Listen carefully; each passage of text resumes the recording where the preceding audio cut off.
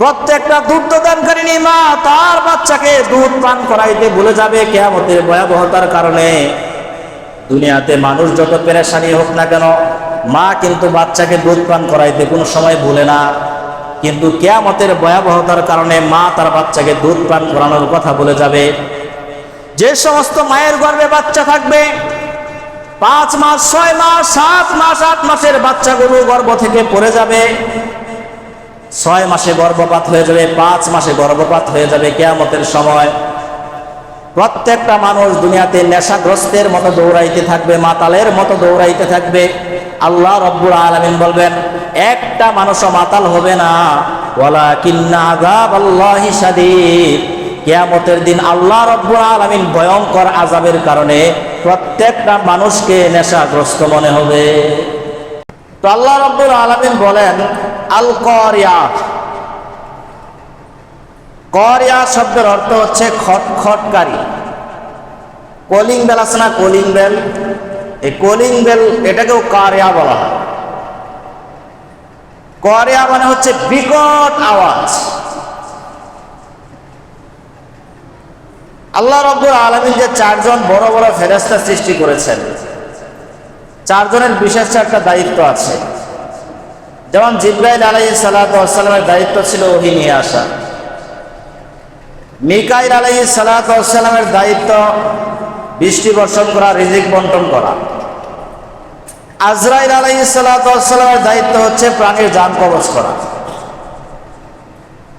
আরেকজন ফেরেশতা হচ্ছেন ইসরাফিল আলাইহিস সালাতু ওয়াস সালাম। এই ইসরাফিল আলাইহিস সালাতু ওয়াস সালামের একমাত্র দায়িত্ব হচ্ছে সিংহায় ফুৎকার দেওয়া, আর কোনো কাজ নেই। তো যেদিন থেকে আল্লাহ তাআলা সৃষ্টি করেছেন, ওই দিন থেকে ইসরাফিল আলাইহিস সালাতু ওয়াস সালাম মুখের কাছে সিংহা নিয়ে দাঁড়ায় আছেন। কিয়ামতের আগ পর্যন্ত এভাবেই দাঁড়ায় থাকবেন আল্লাহর নির্দেশের জন্য। আল্লাহ রাব্বুল আলামিন যখন নির্দেশ করবেন যে ইসরাফিল তুমি ফু দাও, তখন ইসরাফিল আলাইহিস সালাতু ওয়াস সালাম সিংহায় যে ফুৎকার দিবেন, ফু দিবেন, ওইটাকেই বলা হয় আল কারিয়া। বিকট শব্দ, বিকট আওয়াজ হবে। এটা হবে কিয়ামতের সময়। এই কিয়ামত কবে সংগঠিত হবে, কবে হবে, কোন দিন হবে, এ ব্যাপারে কেউ জানে না কিছু। আল্লাহ রাব্বুল আলামিন কোরআনে কারিমে বলেছেন, 5টা বিষয়ের জ্ঞান একমাত্র আমি আল্লাহর কাছেই আছে, আর কারো কাছে নেই। আল্লাহ তাআলা বলেন, ইন্নাল্লাহা ইনদাহু ইলমুস সাআহ ওয়া ইউনাজ্জিলুল গায়সা ওয়া ইয়ালামু মা ফিল আরহাম ওয়া মা তাদরি নাফসুম মাযা তাকসিবু গাদা ওয়া মা তাদরি নাফসুম বিআইয়ি আরদিন তামুত। আল্লাহ রাব্বুল আলামিন বলেন, 5টা বিষয়ের জ্ঞান একমাত্র আমি আল্লাহ জানি, আর দুনিয়ার কোনো মাখলুক জানে না। এর মধ্যে 1 নাম্বার হচ্ছে কিয়ামত কবে সংগঠিত হবে। এই কিয়ামতের জ্ঞান একমাত্র আমি আল্লাহর কাছে আছে, এটা আমি আল্লাহ ছাড়া আর কেউ জানে না। 2 নাম্বার, বৃষ্টি কখন বর্ষণ হবে, এটা আমি আল্লাহ রাব্বুল আলামিন জানি, দুনিয়ার কোনো মাখলুক জানে না।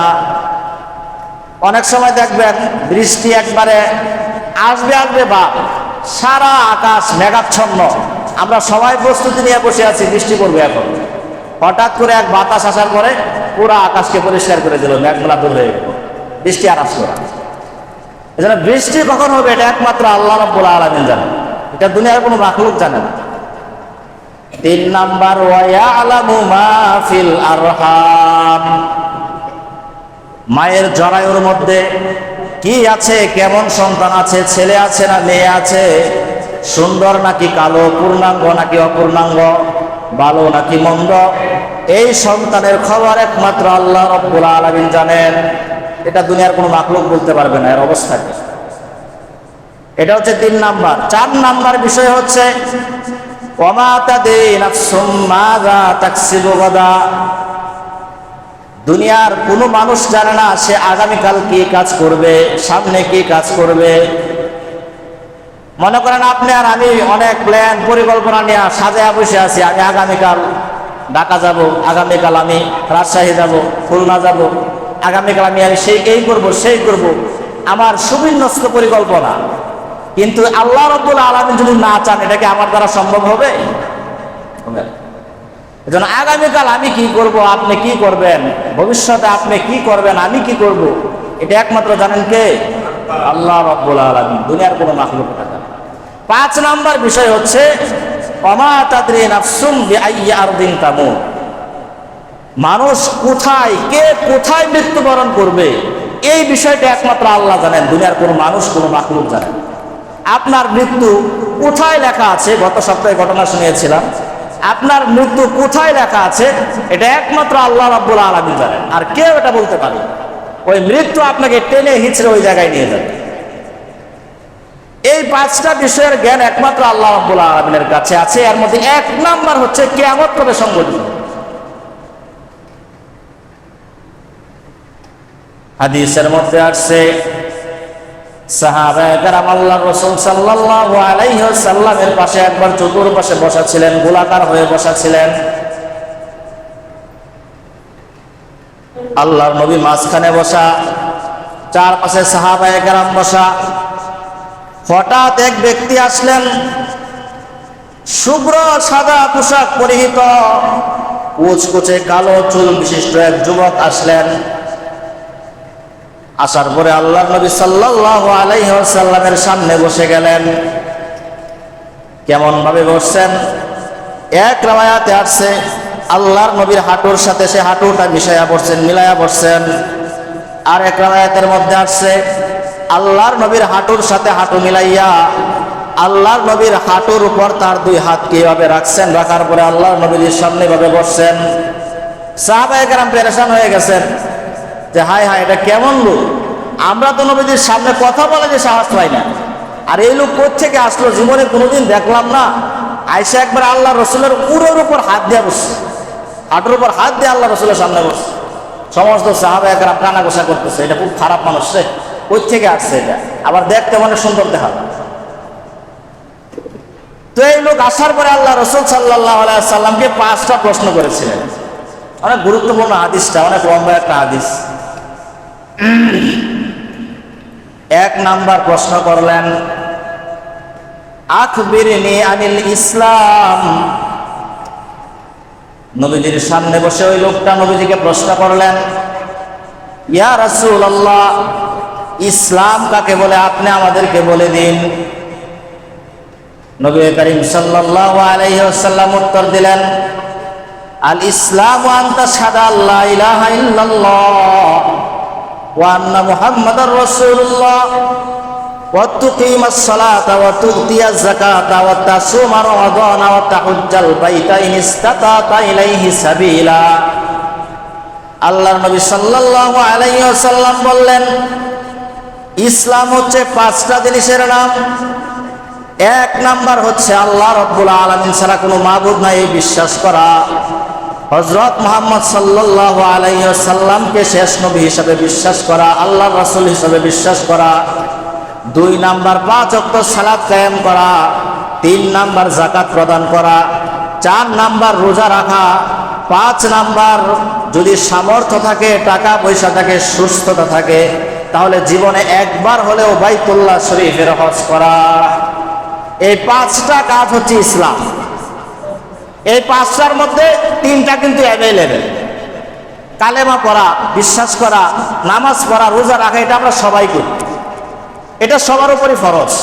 যাদের উপর হজ এবং যাকাত ফরজ নয়, তারা যদি হজ এবং যাকাত বাদ দিয়ে এই 3টা কাজ করে, তাহলে সে পূর্ণাঙ্গ মুসলমান, পরিপূর্ণ মুসলমান।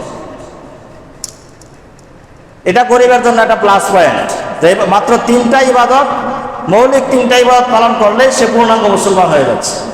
ধনীদের জন্য কিন্তু এটা নেই, তার 5টাই করতে হবে। তো আল্লাহ রাসূল সাল্লাল্লাহু আলাইহি ওয়াসাল্লাম উত্তর দিয়ে দিলেন যে ইসলাম হচ্ছে এই 5টা জিনিস জানার নাম, 5টা জিনিসকে মানার নাম। সাহাবায়ে কেরাম অবাক হলেন যে হায় রে, এটা কেমন মানুষ, আল্লাহর নবীরে প্রশ্ন করে, আল্লাহর নবীকে প্রশ্ন করে। আবার আল্লাহর নবী যখন উত্তর দিয়েছেন, তখন ওই লোক বলতেছে, ইয়া রাসূলুল্লাহ, আপনি সত্য কথা বলছেন। আল্লাহর নবীকে প্রশ্ন করে, নবী যে উত্তর দেন, আবার সে আবার নবীজিকে বলে সত্যায়ন করে যে আপনি সত্য কথা বলছেন। এটা খুব কৌতূহলী বিষয় না? নবীজিকে বলতেছেন আপনি সত্য কথা বলছেন, সাহাবায়ে কেরাম আরো হয়রান হচ্ছেন বেশি। এই তো দেখি আগে যে খারাপ ভাবছিলাম এর চেয়ে বেশি খারাপ। কেমন মানুষ এটা, আল্লাহ নবীর সাথে এরকম ভাবে কথা বলছে। 2 নাম্বার প্রশ্ন করলেন, আখবিরনি আনিল ঈমান, ইয়া রাসূলুল্লাহ ঈমান কাকে বলে আপনি বলে দিন। নবীজি উত্তর দিলেন, আল ঈমান আন তুমিনা বিল্লাহ ওয়া মালাইকাতিহি ওয়া কুতুবিহি ওয়া রুসুলিহি ওয়াল ইয়াউমিল আখিরি ওয়াল কদরি খাইরিহি ওয়া শাররিহি মিনাল্লাহ। আল্লাহ রাসূল সাল্লাল্লাহু আলাইহি ওয়াসাল্লাম বললেন, ঈমান হচ্ছে 6টা জিনিসকে বিশ্বাস করার নাম। 1 নাম্বার হচ্ছে আল্লাহ রাব্বুল আলামিনকে বিশ্বাস করা। 2 নাম্বার হচ্ছে আল্লাহর ফেরেশতাদেরকে, ফেরেশতা যে একটা জাতি আছে এই জাতিকে বিশ্বাস করা। 3 নাম্বার রাসূলদের উপর ঈমান আনা, রাসূলদেরকে বিশ্বাস করা। 4 নাম্বার আসমানি কিতাব সময়ের উপর বিশ্বাস করা। 5 নাম্বার আখিরাতকে বিশ্বাস করা। 6 নাম্বার মানুষের সাথে ভালো এবং মন্দ যা কিছু ঘটে, যে ভাগ্য, যে তাকদীর লেখা আছে এই তাকদীরকে বিশ্বাস করার নাম হচ্ছে ঈমান। এই 6টা জিনিস যে বিশ্বাস করবে তার ঈমান হচ্ছে পূর্ণাঙ্গ ঈমান, সে পরিপূর্ণ মুমিন। আর আগের 5টা যে বললাম ওগুলো কি, ওই 5টা যে মানবে সে পরিপূর্ণ মুসলিম। পার্থক্য আছে, এখন বলার সময় নাই। মুসলমান এবং মুমিনের মধ্যে পার্থক্য আছে। তো এই 6টা জিনিস যে বিশ্বাস করবে সে হচ্ছে পরিপূর্ণ মুমিন। ওই লোকটা আবার বললেন, ইয়া রাসূলুল্লাহ আপনার উত্তর সঠিক হয়েছে, আপনি সঠিক উত্তর দিয়েছেন। কৌতূহল আস্তে আস্তে বাড়তেছে। 3 নাম্বার প্রশ্ন করলেন, আখবিরনি আনিল ইহসান, ইয়া রাসূলুল্লাহ ইহসান কাকে বলে আপনি আমাদেরকে শোনায়া দেন। ইহসান কি জিনিস? আল্লাহর নবী উত্তর দিলেন, আল ইহসান আনতা আবুদাল্লাহ কাআন্নাকা তারাহু ফাইন লাম তাকুন তারাহু ফাইন্নাহু ইয়ারাক। নবীজি বললেন ইহসান বলা হয় তুমি এমন ভাবে আল্লাহ রাব্বুল আলামিনের ইবাদত করবা, কাআন্নাকা তারাহু যেন তুমি সরাসরি আল্লাহ রাব্বুল আলামিনকে দেখতে পাচ্ছ। এমন ভাবে আল্লাহর ইবাদত করতে হবে মনে হবে যে আল্লাহ আমার সামনে দাঁড়াবো। এটাই হচ্ছে ইহসান, ইবাদতের সর্বশ্রেষ্ঠ পদ্ধতি। এখন আল্লাহর নবী তো জানেন এই পদ্ধতিতে সবার দ্বারা পালন করা সম্ভব না। আপনি আমি নামাজে দাঁড়ালে আল্লাহর আমরা দেখি না, এটা অনেক উচ্চ স্তর। যারা সরাসরি নামাজে দাঁড়ায়া আল্লাহর সাথে কথা বলে, আল্লাহ রাব্বুল আলামিনকে দেখতে পায়, এটা আম্বিয়া কেরামের স্তর, আউলিয়া কেরামের স্তর, অনেক উচ্চ স্তর। আপনি আমি নামাজে দাঁড়ায় তো আল্লাহকে দেখতে পাই। নবী ইয়ার পরে বললেন, ফাইন লাম তাকুন তারাহু ফাইন্নাহু ইয়ারা। হ্যাঁ, তুমি যদি নামাজে দাঁড়ায়া আল্লাহকে দেখতে না পাও তাহলে তুমি এই বিশ্বাস করে নামাজ পড়ো যে আল্লাহ রাব্বুল আলামিন অবশ্যই তোমাকে দেখছে। আল্লাহ তাআলা দেখেন না আমাকে, আপনাকে দেখেন। তাহলে আমি যদি নামাজে দাঁড়ায় আল্লাহকে না দেখি, এটাই ইহসানের সর্বোচ্চ স্তর, এটা বাদ দিলাম। কিন্তু আমার আল্লাহ তো আমাকে সর্বাবস্থায় দেখছেন, এই বিশ্বাস করে ইবাদত করো, এই বিশ্বাস করে নামাজ পড়ো, এটাই হচ্ছে ইহসান। এবং শরীয়তে ইবাদতের সর্বোচ্চ স্তর হচ্ছে ইহসান। এবং বান্দাকে এইভাবে ইবাদত করার নির্দেশ শরীয়তে দেওয়া হয়েছে।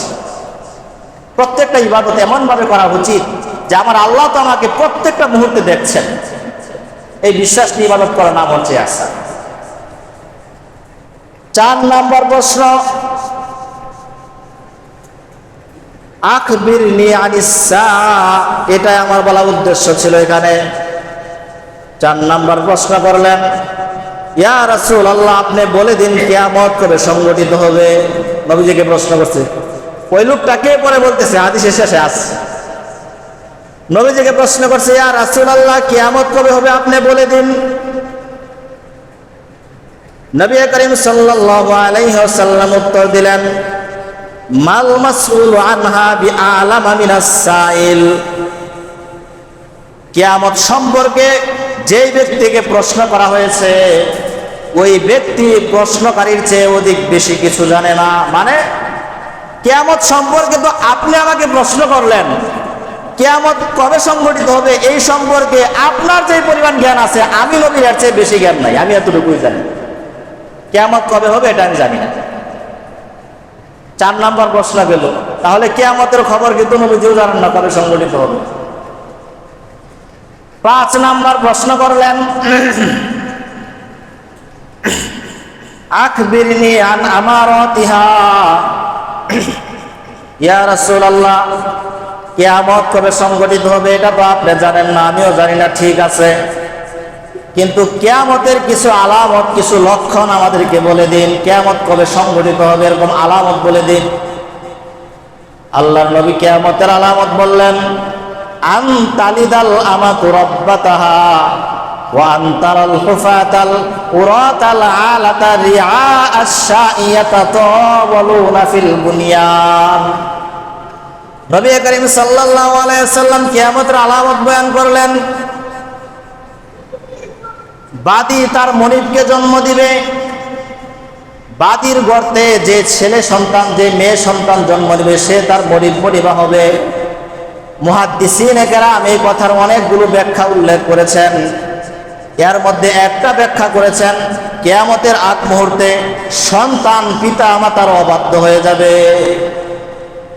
কিয়ামতের আগে সন্তান পিতা মাতার অবাধ্য হবে, সন্তানের হাতে পিতা মাতা নিহত হবে, খুন হবে, সন্তানের হাতে পিতা মাতা লাঞ্ছিত হবে, বঞ্চিত হবে। এগুলো কি এখন আমাদের সমাজে ঘটছে না? একেবারে অহরহ ঘটতেছে।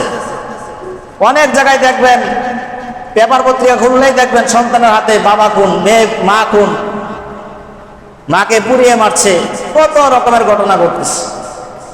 আর ছেলেরা মেয়েরা বর্তমানে পিতা মাতাকে তো গনেই না, মানার তো সময়ই নাই, একেবারেই মানে না।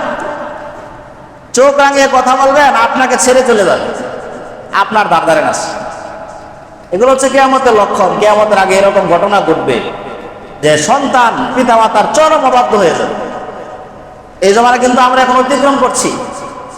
জিনা ব্যভিচার বেড়ে যাবে, পরকীয়া বেড়ে যাবে। আজকে দেখেন কি পরিমাণ জিনা বেড়েছে আমাদের সমাজে। মদ পান বেড়ে যাবে, নেশা বেড়ে যাবে, রক্তপাত বেড়ে যাবে, খুন খারাপি বেড়ে যাবে। আজকে দেখেন প্রতিদিন নিয়ত মানুষকে রাস্তায় কুপিয়ে হত্যা করা হচ্ছে, কোনো ধরনের অপরাধ নাই, মন চাচ্ছে বাস হত্যা করা হচ্ছে, কুপিয়ে মেরে ফেলা হচ্ছে, যেমনি মন চাচ্ছে তেমনি জবাই করে হত্যা করছে, পাথর দিয়ে আঘাত করে হত্যা করছে, কোনো অপরাধ লাগে না, মন চাচ্ছে মেরে ফেলছে। এগুলো হচ্ছে কিয়ামতের আলামত। কিয়ামতের আগে এগুলো ঘটবে। আল্লাহ নবী বললেন এটা কিয়ামতের আলামত যে প্রত্যেকটা ম্যাক্সিমাম সন্তান পিতা মাতার অবাধ্য হয়ে যাবে। আজকে তাই হচ্ছে সমাজের। এরপরে আল্লাহ নবী আরো বললেন, ওয়ান তারাল হুফাতাল উরাতাল আলাতা রিআ আশ-শাইয়াতা তাওয়ালুনা ফিল বুনিয়ান। কিয়ামতের আগে অশিক্ষিত মূর্খ গ্রাম্য মানুষগুলো, একবারে মূর্খ মানুষগুলো বিশাল বিশাল অট্টালিকার মালিক হয়ে যাবে। শিক্ষিত মানুষ এরা টাকা পয়সা পাবে না, এদের কাছে ওইরকম শান-শৌকত থাকবে না। যারা মূর্খ থাকবে, একবারে নিম্ন শ্রেণীর লোক থাকবে, এরা যে কোনো ভাবে কিয়ামতের আগে বিশাল বিশাল অট্টালিকার মালিক হবে, বিশাল বিশাল ক্ষমতার মালিক হবে, সমাজে তাদের বিশাল আধিপত্য বিস্তার হবে। একটু ভালো করে চোখ কান খুলে চিন্তা করলে দেখবেন তাই হচ্ছে বর্তমানে। এগুলো হচ্ছে কিয়ামতের আলামত। এই 5টা প্রশ্ন করলেন। 5টা প্রশ্ন করার পরে এই লোকটা চলে গেলেন। এখন আল্লাহ নবী সাহাবায়ে কেরামকে জিজ্ঞেস করলেন, না তাদরি মানিস সাইল, ও সাহাবীরা তোমরা কি জানো আমাকে যে আয়েশা এই 5টা প্রশ্ন করলো এই লোকটা কে? সাহাবায়ে কেরাম বললেন, না ইয়া রাসূলুল্লাহ, কেমনে জানবো, আপনিই ভালো জানেন এই লোক কে ছিল। তো আল্লাহ নবী সাল্লাল্লাহু আলাইহি সাল্লাম বললেন, হাযা জিবরিল আতাকুম ইউআল্লিমুকুম মাআলিমা দীনিকুম। এই লোকটা জিবরাইল আলাইহিস সালাতু ওয়াস সালাম মানুষের আকৃতি ধারণ করে তোমাদের মাঝে এসেছিল তোমাদেরকে দ্বীনের বিধিবিধান শিক্ষা দেওয়ার জন্য। এই যে জিবরাইল যে আয়েশা 5টা প্রশ্ন করলেন, কোন সাহাবায়ে কেরামকে এই 5টা প্রশ্ন করার সাহস করতে পারতেন? কোন সাহাবী এই 5টা প্রশ্ন করার সাহস পেতেন না নবীজির সামনে বসে।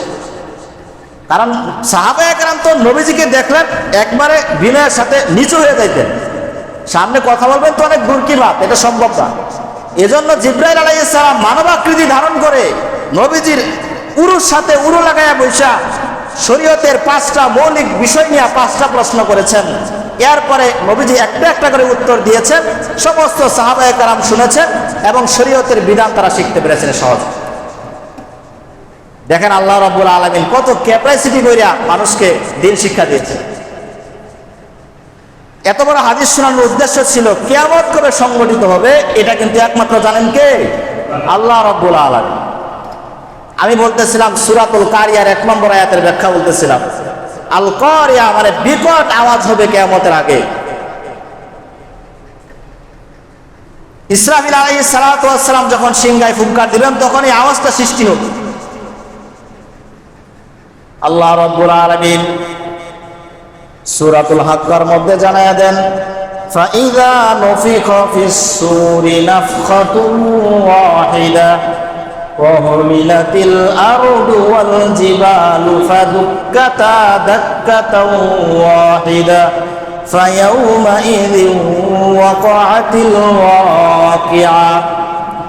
কিয়ামতের সময় যখন হবে, ইসরাফিল আলাইহিস সালাতু ওয়াস সালাম যখন সিংহার প্রথম ফুৎকার দিবেন তখন এই জমিন এবং আসমানকে তুলে ফেলা হবে। জমিন এবং আসমানকে তুলে দুইটাকে এমন জোরে ঘর্ষণ করা হবে, ধাক্কা দেওয়া হবে, সারা দুনিয়া ভেঙে চূর্ণ বিচূর্ণ হয়ে যাবে, খান খান হয়ে যাবে। আর ওই সময় কিয়ামত শুরু হয়ে যাবে। আল্লাহ রাব্বুল আলামিন বললেন যে আসমান, এই জমিন এবং পাহাড় যা আছে দুনিয়ার মধ্যে এগুলোকে আল্লাহ উপরে তুলে ফেলবেন। তোলার পরে দুইটাকে এমন জোরে চাপ দিবেন সারা দুনিয়া ভেঙে তছনছ হয়ে যাবে কিয়ামত।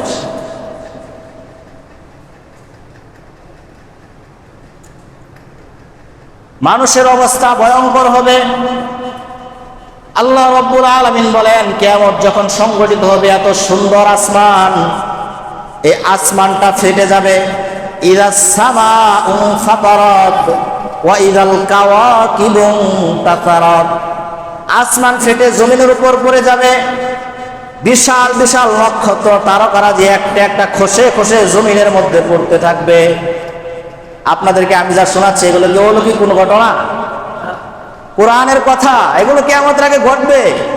এই তারকাগুলো খসে খসে দুনিয়ার মধ্যে পড়বে। সূর্য আলোহীন হয়ে যাবে, চাঁদ আলোহীন হয়ে যাবে। আল্লাহ রাব্বুল আলামিন বলেন, ফাইযা বারিকাল বাসারু ওয়া খাসাফাল কমারু ওয়া জুমিআশ শামসু ওয়াল কমার ইয়াকুলুল ইনসানু ইয়াওমাইযিন আইনাল মাফার কাল্লা লা ওয়াজারা ইলা রাব্বিকা ইয়াওমাইযিনিল মুস্তাকার। কিয়ামতের সময় সূর্য আলোহীন হয়ে যাবে, চাঁদ আলোহীন হয়ে যাবে। সূর্য এবং চন্দ্রকে একসাথে একটা ধাক্কা দেওয়া হবে, একসাথে ঘর্ষণ করানো হবে। এরপরে মানুষের দৃষ্টিশক্তিগুলো জ্বলছে যাবে। মানুষ সারা দুনিয়ার মধ্যে দৌড়াইতে থাকবে, পাগলের মতো দৌড়াইতে থাকবে, মাতালের মতো দৌড়াইতে থাকবে সারা দুনিয়া সহ। যেখানেই যাবে সেখানেই শুধু আতঙ্ক আর ভয় সৃষ্টি হবে।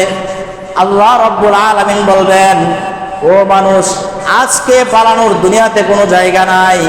আজকে একমাত্র ঠিকানা হচ্ছে আল্লাহ রাব্বুল আলামিন। তোমরা যদি কোনো জায়গায় পলাইতে চাও তাহলে আমার কাছে আসতে হবে। আজকে আর দুনিয়াতে কোনো জায়গায় যে আশ্রয় নেবা এই সুযোগ আর আজকে নাই। আল্লাহ তাআলা বলবেন কিয়ামতের সময় জমিনের মধ্যে বিশাল বড় ভূমিকম্প হবে। ইযা যুলজিলাতিল আরদু জিলজালাহা ওয়া আখরাজাতিল আরদু আসফালাহা। জমিনের মধ্যে কম্পন সৃষ্টি হবে। সারা দুনিয়া সারা মাটির মধ্যে কম্পন সৃষ্টি হবে। এখন তো ভূমিকম্প মনে করেন বাংলাদেশে হইলে ভারতে নাই, ভারতে হইলে আমেরিকায় নেই, এমন হবে না। পুরা দুনিয়া সহ ভূকম্পনের সৃষ্টি হবে। তখন মানুষগুলো একবারে মাতালের মতো হয়ে যাবে। এরকম মাতালের মতো হয়ে দৌড়াইতে থাকবে, নেশাগ্রস্ত হয়ে দৌড়াইতে থাকবে, কিন্তু আসলেও তারা মাতাল হবে না। কিয়ামতের ভয়াবহতার কারণে এই অবস্থা হবে। আল্লাহ রাব্বুল আলামিন সূরাতুল হজ্জের 1 নম্বর আয়াতে বলেছেন, ইয়া আইয়ুহান নাসু তাকু রাব্বাকুম ইন্না জালজালাতাস সাআতি শাইউন আযীম ইয়াওমা তারাউনাহা তাযহালু কুল্লু মুরদিআতিন আম্মা আরদাআত ওয়া তাদউ কুল্লু যাতি হামলিন হামলাহা ওয়া তারান নাসা সুকারা ওয়া মা হুম বিসুকারা ওয়ালাকিন্না আযাবাল্লাহি শাদীদ। কিয়ামতের সময় সারা দুনিয়ার মধ্যে বিশাল বড় এক ভূমিকম্প সৃষ্টি হবে। ইন্না জালজালাতাস সাআতি শাইউন আযীম, এমন ভূমিকম্প সারা দুনিয়াতে কেউ চোখে দেখা নাই, কল্পনাও করে নাই। এরপরে কি হবে ওই সময়টা? প্রত্যেকটা দুগ্ধদানকারিণী মা তার বাচ্চাকে দুধ পান করাইতে ভুলে যাবে কিয়ামতের ভয়াবহতার কারণে। দুনিয়াতে মানুষ যত পেরেশানি হোক না কেন, মা কিন্তু বাচ্চাকে দুধ পান করাইতে কোনো সময় ভুলে না। কিন্তু কিয়ামতের ভয়াবহতার কারণে মা তার বাচ্চাকে দুধ পান করানোর কথা ভুলে যাবে। যে সমস্ত মায়ের গর্ভে বাচ্চা থাকবে, 5 মাস 6 মাস 7 মাস 8 মাসের বাচ্চাগুলো গর্ভ থেকে পড়ে যাবে। 6 মাসে গর্ভপাত হয়ে যাবে, 5 মাসে গর্ভপাত হয়ে যাবে কিয়ামতের সময়। প্রত্যেকটা মানুষ দুনিয়াতে নেশাগ্রস্তের মতো দৌড়াইতে থাকবে, মাতালের মতো দৌড়াইতে থাকবে। আল্লাহ রাব্বুল আলামিন বলবেন, একটা মানুষও মাতাল হবে না। ওয়ালাকিন্না আযাবাল্লাহি শাদীদ। কিয়ামতের দিন আল্লাহ রাব্বুল আলামিন ভয়ঙ্কর আযাবের কারণে প্রত্যেকটা মানুষকে নেশাগ্রস্ত মনে হবে। যারা থাকবে ওই সময় মানুষকে নেশাগ্রস্ত, মাতাল, মদখোর মনে হবে, কিন্তু আসলে ওরা নেশা করে নাই। এই যে দুনিয়াতে যে ভূমিকম্প সৃষ্টি হবে, ভূকম্প হবে, এই কারণে মানুষকে নেশাগ্রস্ত মনে হবে। আল্লাহর আযাবের ভয়ের কারণে তাদের এই অবস্থা সৃষ্টি হবে। এই কথাটা আল্লাহ রাব্বুল আলামিন সূরাতুল কারিয়ার 4 নম্বর আয়াতে বলেছেন, ইয়াউমা ইয়াকুনুন নাসু কাল ফারাশিল মাবসুস। সেই দিন মানুষ বিক্ষিপ্ত পতঙ্গের ন্যায় নিক্ষিপ্ত হবে। বিক্ষিপ্ত পতঙ্গ বুঝেন না? এই গ্রামে গঞ্জে অনেক সময় পোকামাকড় উঠে, আমাদের ময়মনসিংহে উলি কয়। আপনারা কি বলেন? উলি আছে না? উলি চিনেন? এক ধরনের পোকা, অনেকগুলো উঠে পরে, যে আগুন জ্বালালে আগুন জ্বালা পরে। এরা যে দৌড়ায়, এদের কি কোনো লক্ষ্য উদ্দেশ্য থাকে না? কানে দিয়ে ঢুকবে না, ঘরের টিনে যায় বাঁচবে না, ছাদে যায় বাঁচবে, দৌড়াচ্ছে, আগুন জ্বালায় দিলেন, যায় সব পরে মারা যাচ্ছে। আল্লাহ তাআলা বলেন কিয়ামতের সময় এই পোকার মতো মানুষগুলো দৌড়াইতে থাকবে, কোনো লক্ষ্য উদ্দেশ্য কিচ্ছু থাকবে না, কোথায় যাবে কোনো জায়গা খুঁজে পাবেন। ফারাশিল মাবসুস, বিক্ষিপ্ত পতঙ্গের ন্যায় মানুষ ছুটতে থাকবে। ওয়া তাকুনুল জিবালু কাল ইহিল মানফুস। সেই দিন এই যে বিশাল বিশাল পাহাড়গুলো দুনিয়ার মধ্যে আছে, কত বড় বড় পাহাড় আছে, হাজার হাজার মাইল উঁচা পাহাড় আছে। এই সমস্ত পাহাড়গুলো কিয়ামতের সময় সিংহায় ফুৎকার দেওয়ার সময় ধ্বনিত তুলার ন্যায় আসমানে উঠতে থাকবে। ধ্বনিত তুলা বুঝেন? ল্যাপ বানায়, তোষক বানায় না? বানানোর পরে তুলার মধ্যে যখন বাইরে হয়, কিছু তুলা উপরে উঠে না, কিছু তুলা উপরে উঠতে থাকে। এই পাহাড়গুলো চূর্ণ বিচূর্ণ হয়ে আকাশে উঠতে থাকবে। চিন্তা করতে পারেন কি ঘটবে দুনিয়াতে? আল্লাহ রাব্বুল আলামিন বলেন, ইয়াসআলুনাকা আনিল জিবাল ফাকুল ইয়ানসিফুহা রাব্বি নাসফা ফায়াযারুহা কা'আন সাফসাফা লা তারা ফিহা ইওয়াজাও ওয়ালা আমতা। যে তারা আপনাকে পাহাড় সম্পর্কে জিজ্ঞাসা করে যে কিয়ামত যখন হবে এই বড় বড় পাহাড়গুলো কি হবে। আল্লাহ বলেন, ও নবী আপনি বলে দিন, এই পাহাড়গুলো কিয়ামতের দিন তুলার মতো উঠতে থাকবে। আমি সারা দুনিয়াকে তছনছ করে দিব এবং সারা দুনিয়া একেবারে সমতল ভূমিতে রূপান্তরিত হবে। লা তারা ফিহা ইওয়াজাও ওয়ালা আমতা। কিয়ামত সংঘটিত হওয়ার পরে পুরা দুনিয়ার মধ্যে কোনো উঁচা নিচা জায়গা থাকবে না, পুরা দুনিয়া হয়ে যাবে সমান, প্লেন, একবারে সমান। কোনো পাহাড় থাকবে না, কোনো পর্বত থাকবে না, কোনো টিলা উঁচা জায়গা থাকবে না। এরকম ভাবে আল্লাহ তাআলা দুনিয়াটাকে তছনছ করে দিলেন। আজকে সময় শেষ, ইনশাআল্লাহ সামনে 5 আয়াতের ব্যাখ্যা সামনের জমায় বলবো।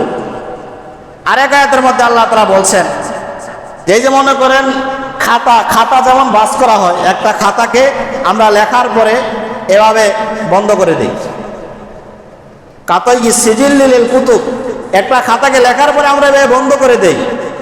কিয়ামত যখন হবে, আসমান এবং জমিনকে আল্লাহ রাব্বুল আলামিন খাতার মতো চাপ দিয়ে বন্ধ করে দেবে, কোনো অস্তিত্বই থাকবে না এগুলো।